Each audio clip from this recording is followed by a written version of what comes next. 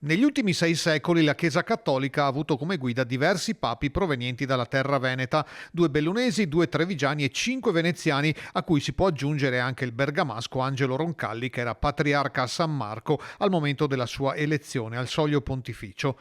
Benedetto XI, Niccolò Bocassini, scelto nel 1303, arrivava dai Domenicani di Treviso. Nel XV secolo 3 papi sono arrivati da Venezia: Angelo Correr, Gregorio XII, Gabriele Condulmer, Eugenio IV e Pietro Barbo, Paolo II.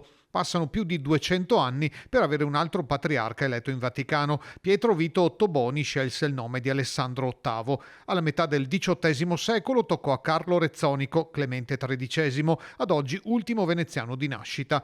Il primo papa bellunese fu Bartolomeo Cappellari, Gregorio XVI, dal 1831 al 1846. Il secondo è stato Albino Luciani, Giovanni Paolo I, per soli 33 giorni nel 1978. Arrivava da Riese Giuseppe Sarto, Pio X, pontefice dal 1903 al 1914.